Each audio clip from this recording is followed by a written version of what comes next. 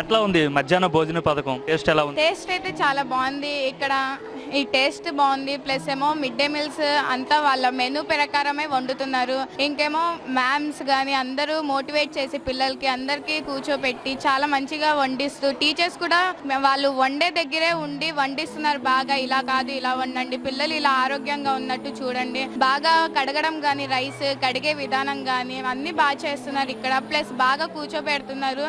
ఇంకోటి వాళ్ళు సర్వ్ కూడా బాగా చేస్తున్నారు. సర్వ్ చేసే వాళ్ళు చిరాగ్గా కాకుండా వేసేయడం కానీ. ప్లస్ ఏమో మాకు సన్న బియ్యం కూడా వచ్చింది. ఇప్పుడు సన్న బియ్యం ద్వారా కూడా చాలా మంది స్ట్రెంత్ పెరిగారు. అప్పుడు గవర్నమెంట్ లో అయితే సన్న బియ్యం లేదని అందరూ స్టమక్ పెయిన్ అది ఇది అని చాలా వరకు స్ట్రెంత్ ఉండేది కాదు మిడ్ డే మీల్స్ తినేటప్పుడు. కానీ ఇప్పుడైతే చాలా మంది స్ట్రెంత్ వచ్చారు. ప్రతిదీ మెనూలో ఉన్నట్టు చేయడం కానీ, పిల్లలు కూడా చాలా మంది తింటున్నారు. మెనూలో ఉన్నట్టే తింటున్నారు. ఆ సన్న బియ్యం ద్వారానే తింటున్నారు. అప్పటి గవర్నమెంట్ అయితే మెనూలో ఉన్నట్టు అప్పుడు ఉండేది కాదు. ఒక్కొక్క రోజు ఒక్కొక్కటి వండేసేవారు. మాకు నారా లోకేష్ గారు వచ్చిన తర్వాత చాలా మార్పులు వచ్చినాయి. ప్లస్ ఏమో టెక్స్ట్ బుక్స్ అందరూ బరువుగా ఉంటున్నాయని పిల్లలకి ఒకటే ఆల్ ఇన్ వన్ గా చేసి తెలుగు, ఇంగ్లీష్, మ్యాథ్స్ అలా సబ్జెక్ట్స్ ఒకలాగా, లాంగ్వేజెస్ ఒకలాగా ఆల్ ఇన్ వన్ గా చేసి నోట్స్ బుక్ లో కూడా అప్పటి గవర్నమెంట్ లో జగనన్న విద్యా కానుక అది ఇది అని ఉండేది. కానీ ఇప్పుడు సర్వేపల్లి రాధాకృష్ణ అని ఉంటుంది. ఇప్పుడు బుక్స్ కూడా చాలా బాగా వచ్చి మాకు గ్రాఫ్ నోట్స్ కూడా కొనుక్కోకుండా గ్రాఫ్ నోట్స్ కూడా ఇచ్చి అందుబాటు చేశారు.